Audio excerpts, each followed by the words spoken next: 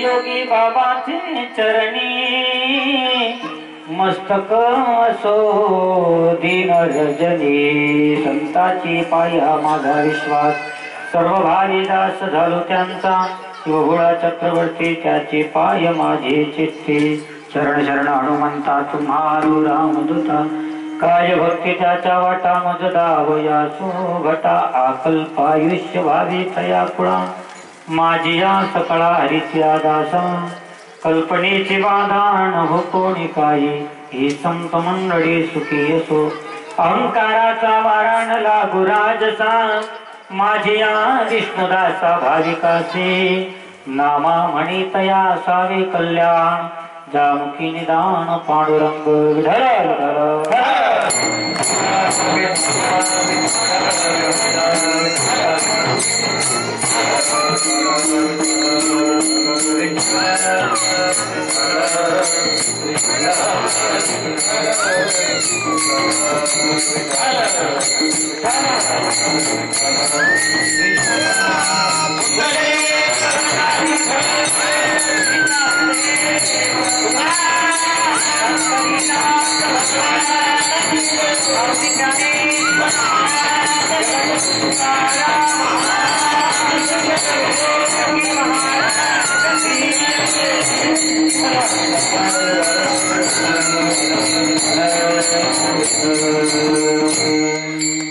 अकल्पायुष्य भाविकया पुढा माझी या सकळा हरिची आदासा कल्पनेची बाधा न हो कोणी काही ही संत मंडळी सुखी यसो प्रस्तुत प्राप्त प्रसंगी प्राप्त स्थळी प्रभुप्रिय सज्जनांनो सेवेकरता निवडलेला अभंग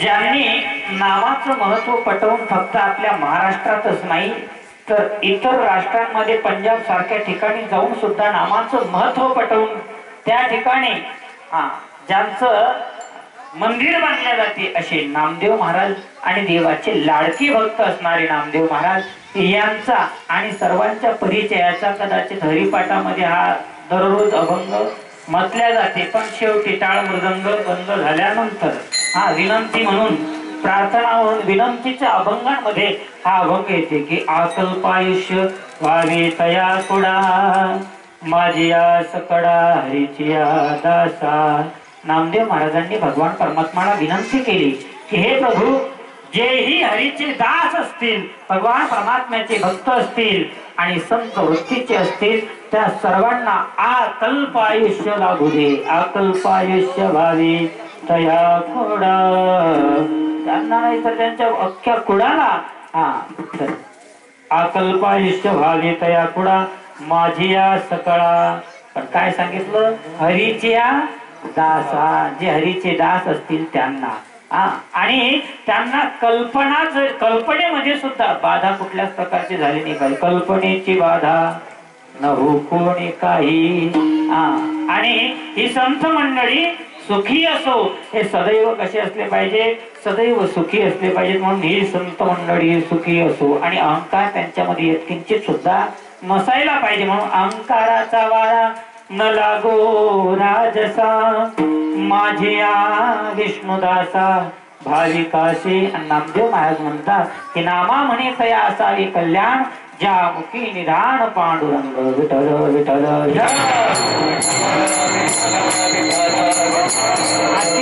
आजची जी कीर्तनरूपी सेवा आहे ही कशा निमित्त आहे सर्वांना माहीतच आहे नाही का. हरिभक्त परायण उद्धवजी सुरळकर यांना 15 वर्षानंतर नाही का 15 वर्षानंतर पुत्र रत्न प्राप्त झाले. आणि 15 वर्षाचं तप सामान्य नाहीये. एक तप होऊन 3 वर्ष पुढे गेले नाही का. म्हणून एक तप होऊन गेल्यानंतर बघा तपाच्या अंती जी संतती प्राप्त होते ती फार महान निघते. तुम्ही म्हणसाल काही सांगता का महाराज? काही नाही. चला भागवतामध्ये श्रीमद भागवतामध्ये उदाहरण आलेलं आहे का व्यासजींना पुत्र झाला. पण पुत्र कधी झाला? 12 वर्षाच्या नंतर. 12 वर्षाच्या गर्भात राहिला. 12 वर्षानंतर पुत्र झाला. पण पुत्र असा झाला की तो भागवताचा करता झाला. भागवताचा. आणि श्रीमद भागवत महापुराण ज्यांनी परीक्षिताला सांगितलं असे शुक महात्मा जन्माला आले. म्हणून तपाच्या अंती कुठलीही गोष्ट प्राप्त होते ती तपाच्या अंती फार मोठं एक विशेषत्व त्याच्यामध्ये असते. एक पारमार्थिक शक्ती त्याच्यामध्ये असते. म्हणून 15 वर्षाच्या नंतर हरिभक्त परायण उद्धव जी सुरळकर यांना पुत्ररत्न प्राप्त झाले. आणि त्या पुत्ररत्न प्राप्त झाला. परंतु त्यांच्या वाढदिवसावर म्हणजे त्याचं नाव आहे योगीराज. नाव बी बघा. संत योगी महाराजांचं आपल्या गावावरती फार मोठी असीम कृपा आहे. बघा कोणाचीच कुठलीच इच्छा अंतकरणापासून ज्याने या ठिकाणी येऊन, हे ध्वनी आहे नाही का, इथं ध्वनीच असत. या ठिकाणी येऊन ज्यानेही अंतकरणापासून योगी महाराजांना जे काही मागितलं असेल ते मला तरी असं वाटते की ते अपूर्ण राहिलं असेल ते अवश्य पूर्णच झालं. विठ्ठल विठ्ठल.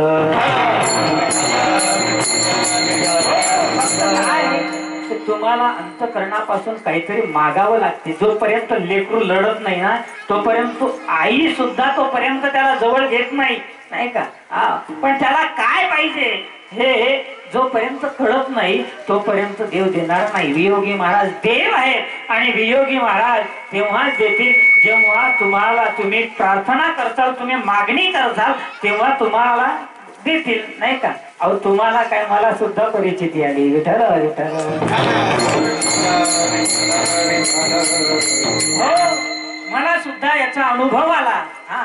आणि मागल्या वर्षी मला सुद्धा कन्यारत्न प्राप्त झालं. आता तिचा सुद्धा वाढदिवस झाला. योगी महाराजांना त्या व्यासपीठावरून फक्त अंतकरणापासून मी हाक मारली की तूच आहेस. वियोगी बाबा आता तुमच्यावरती भार, वियोगी बाबावरती भार टाकला म्हणजे वियोगी महाराज तुम्हाला अवश्य या भवसागरातून तारून येतील. तुमची जेही अडचण असेल ते अडचण पूर्ण केल्याशिवाय राहणार नाही. विठ्ठल विठ्ठल. फक्त काय परमार्थामध्ये एवढी शक्ती आहे की ते दिसत नाही पण शक्ती भरपूर आहे. पण त्या शक्तीवरती आपला विश्वास असणं फार आवश्यक आहे. विश्वास नसेल तर मग काहीच नाही. संताचे पायी हा माझा विश्वास, सर्व भाविदास झालो त्यांचा. योगी महाराज म्हणजे सामान्य संत कोण असतात? संत म्हणजे साक्षात देवच का नाही. कारण याला सुद्धा महाराज पुरावा देतात. देव देव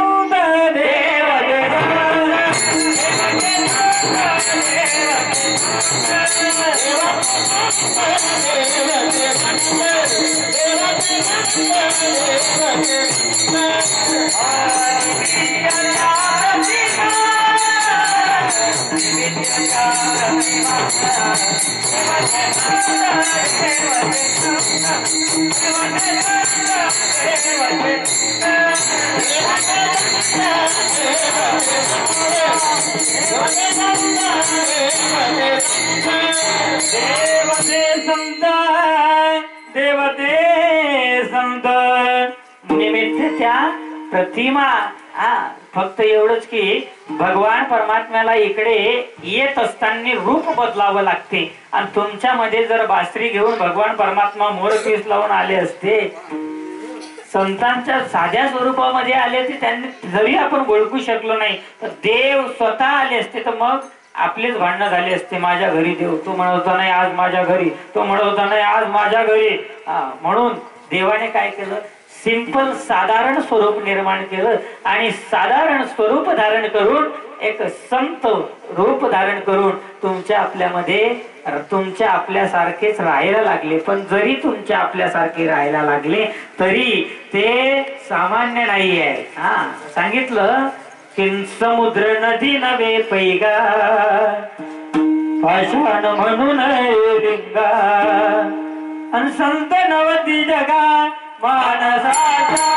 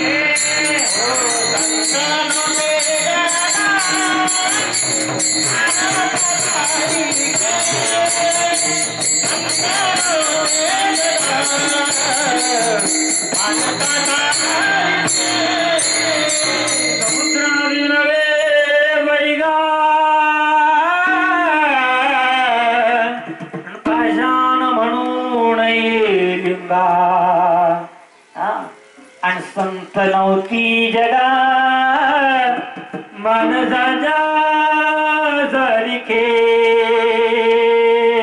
संत जरी माणसासारखे दिसतात पण माणसं नसतात, ते साक्षात कोण असतात, देवते संत.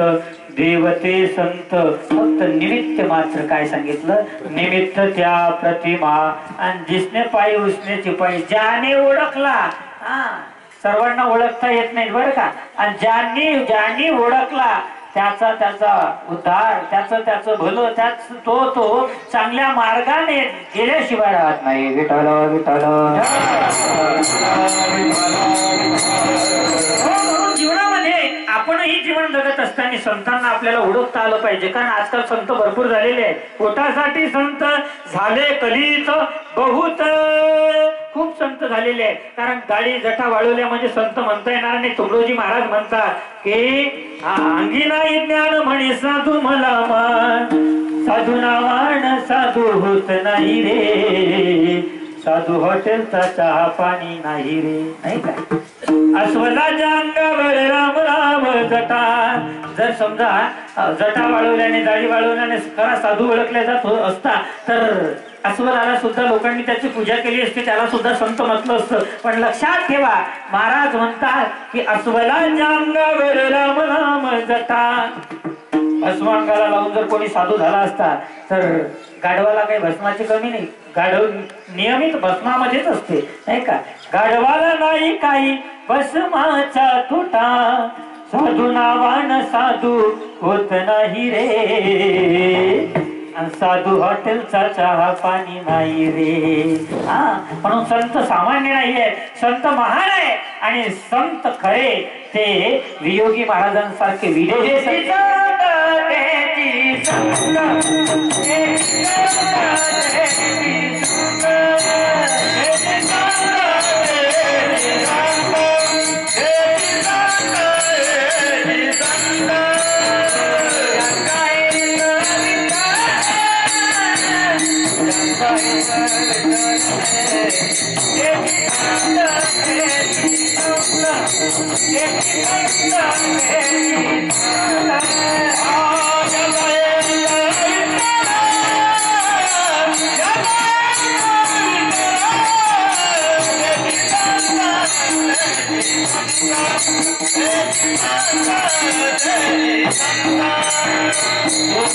संत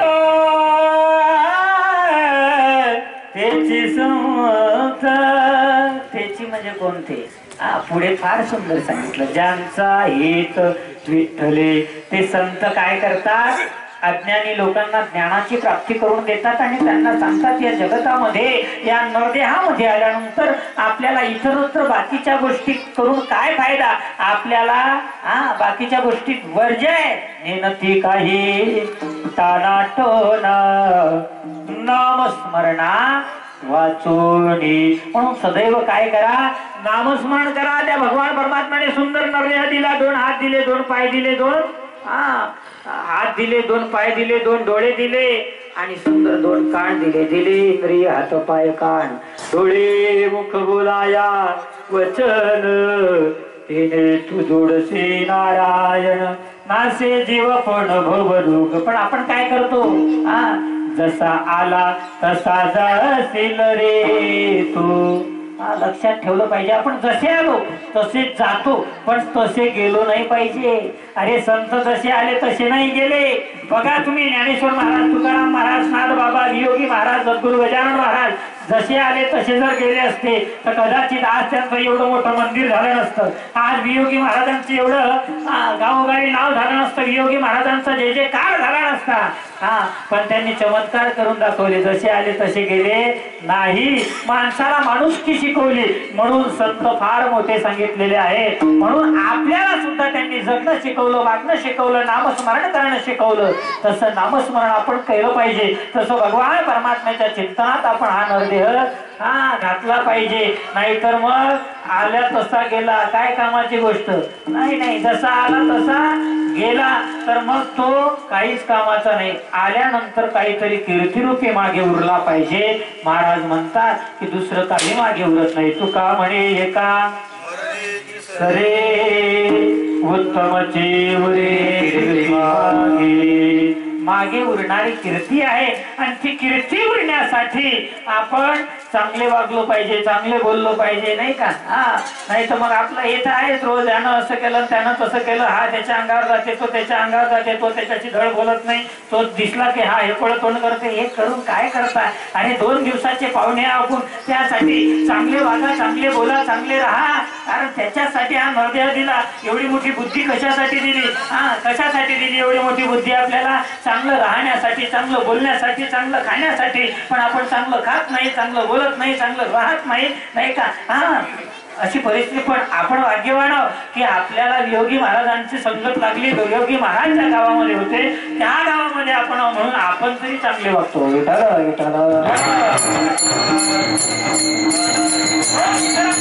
इतरांचं काही घेणं देणं नाहीये. आपल्याला मुख दिलं कशासाठी, तो करते काय, नाही का. महाराज म्हणतात की सुंदर मुख दिलं कशासाठी दिलं, नामस्मरण करण्यासाठी दिलं ना. हा बसते खात नाही का. काया बिया जुगसे सोया ना जमाना खोया. काय करते, काय फायदा. लक्षात ठेवा, माणूस कीर्तिरूपी मागे उरला पाहिजे. आणि कीर्तिरूपी उरण्यासाठी काय करावं लागेल, तर मंदिरं बांधण्याची गरज नाही. काय करावं लागेल, 2 गोष्टी चांगल्या बोला, गोड बोला इतरांची, नाही का. साचा आणि मवाळ मिथले आणि रसाळ, शब्द जैसे कल्लोळ अमृताची. बस एवढंच पाहिजे. कारण शब्दामध्ये एवढं महत्वाचं सांगितलेलं आहे की अमृत सुद्धा ज्याच्या पुढे फिक्क पडते, एवढं शब्दाला किंमत आहे. तुम्ही म्हणसाल कसं काय महाराज, काही सांगता का, काय पुरावा आहे. चला, मामासाहेब दांडेकरांच्या मालिकेमध्ये मंगलाचरण 2 आणि अभंग 7 आणि त्यातलं 3रं चरण, जिवे 2रं चरण, जिवे गोळ 3 अक्षरांचा जिवे गोळ 3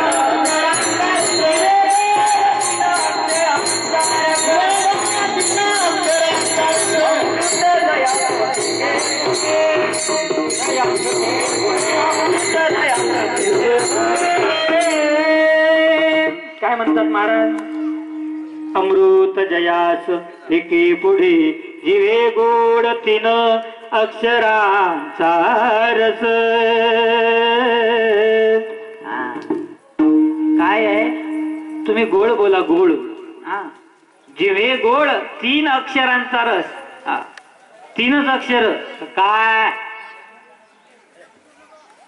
2च अक्षर, नाही का. आणि तेच जर सरळ म्हटलं, काय बाबा बरं आहे, कोणतं चांगलं वाटते, हे चांगलं वाटतं की पहिलं चांगलं वाटते. नाही नाही, हे चांगलं वाटतं. कारण याच्यात काय आहे, नम्रता आहे, नम्रता. हा महाराज म्हणतात नम्र झाला भूता तेने कोंडिले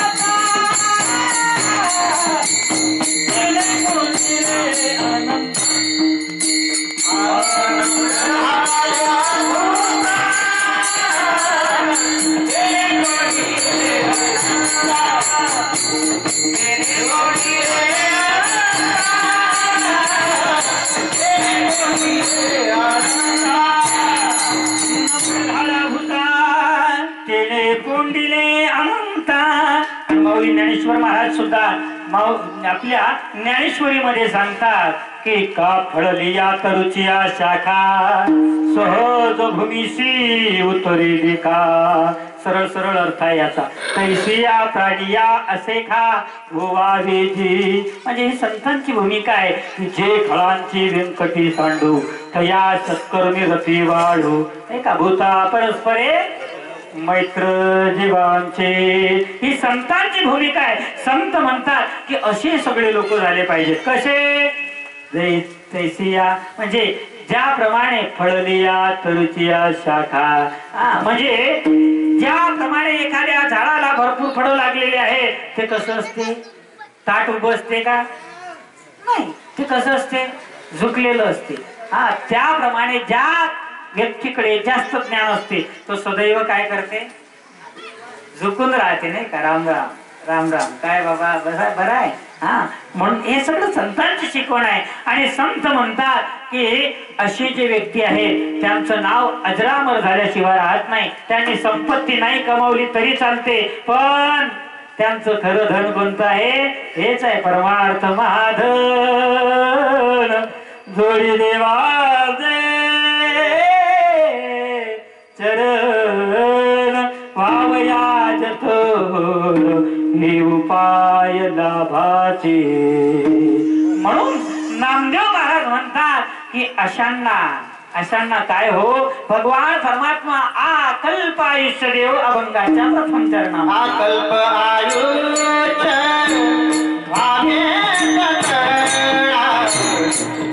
कल्प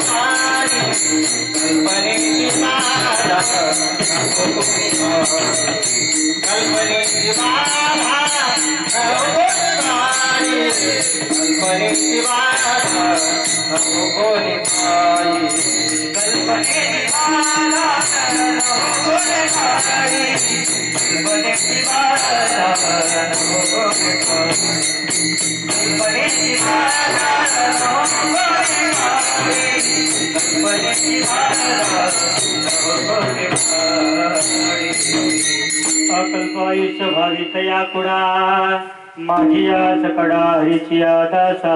महाराज म्हणतात की जे भगवान परमात्म्याचे दास आहेत जे संतांच्या नेहमी संगतीमध्ये राहतात, परमार्थामध्ये रत असतात, अशांना काय हो, अकल्प आयुष्याची प्राप्ती हो. फक्त एकाला नाही तर त्या कुळात सर्वांना, तया पूर्ण कुळाला अकल्प आयुष्य भावे तया कुळा.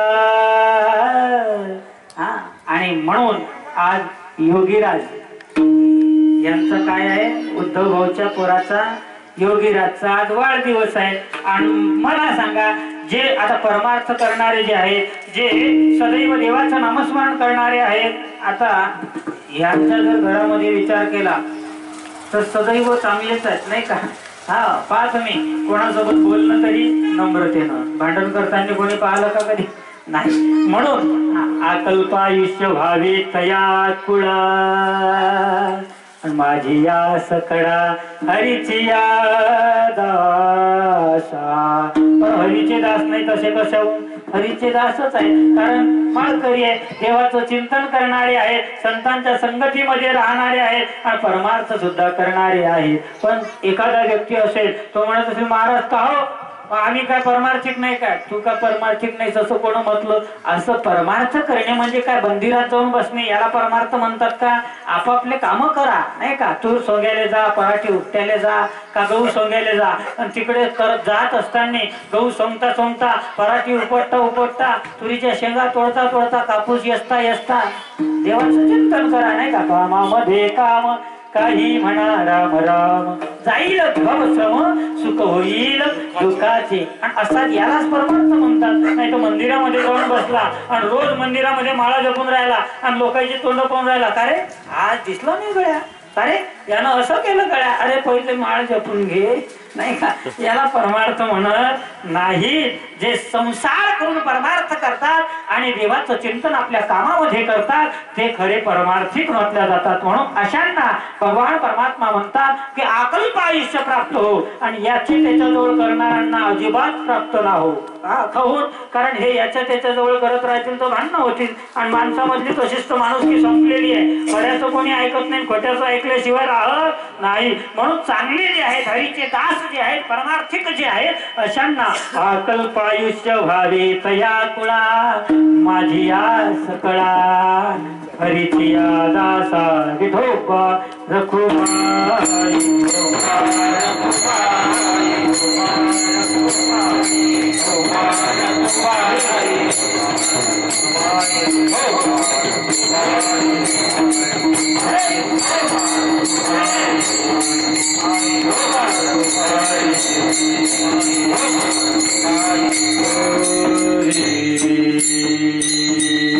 म्हणून आता तुमच्या लक्षात आलं असेल, हरीचे दास म्हणजे कोण नाही का. मंदिरामध्ये जाऊन बसणारे किंवा माळा जपणारे हरीचे दास नाही, भजन करत राहणारे हरीचे दास अजिबात नाही. पण आपल्या कामामध्ये देवाचं नाव घेत असतील आणि इतरांचं चांगलं हो, त्यानंतर आपलं चांगलं हो, असे जे लोक आहेत ते कोण आहेत, ते खरे संत आहेत, ते खरे हरीचे दास आहेत. म्हणून अशांना भगवान परमात्मा सदैव काय करो, अकल्प आयुष्य त्यांना प्रदान करो असे नामदेव महाराज म्हणतात.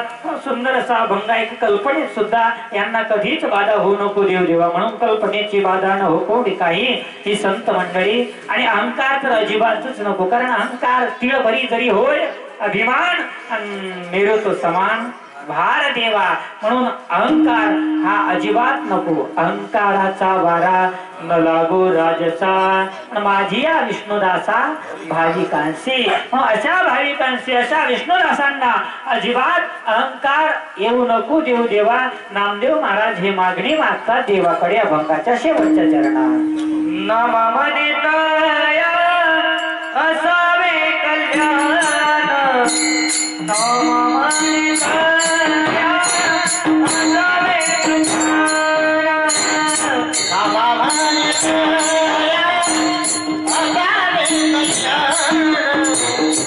नममने तया असावे कल्याण.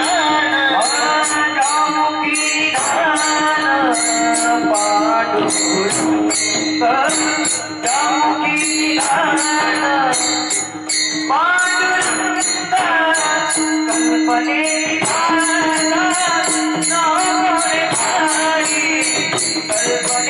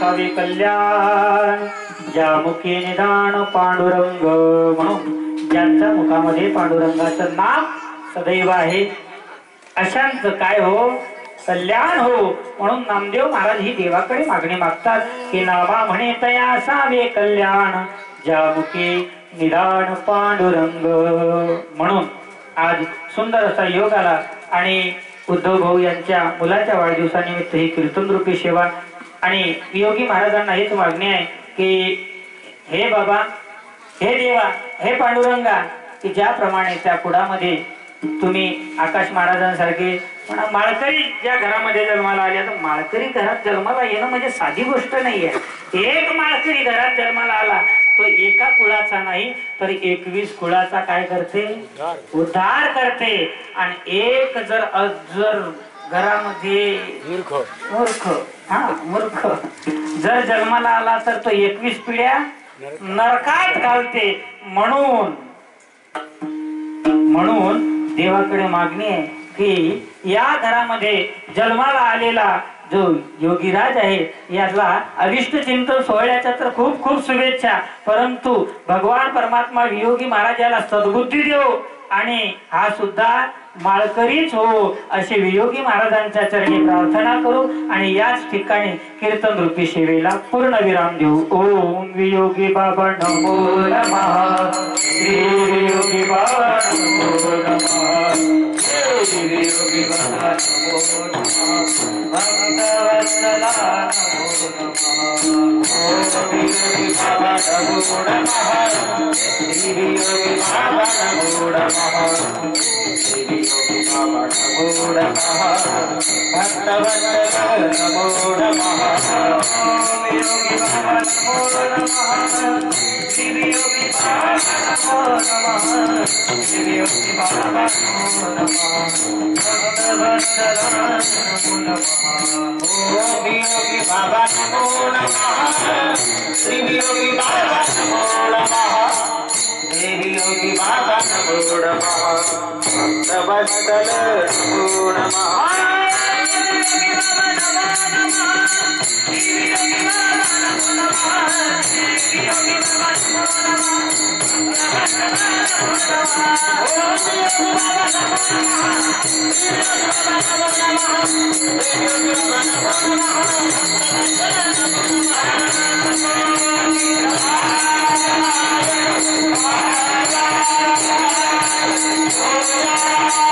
नमः.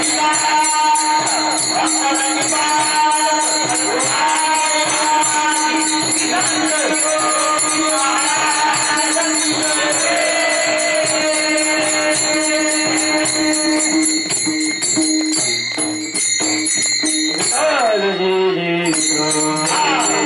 नमः.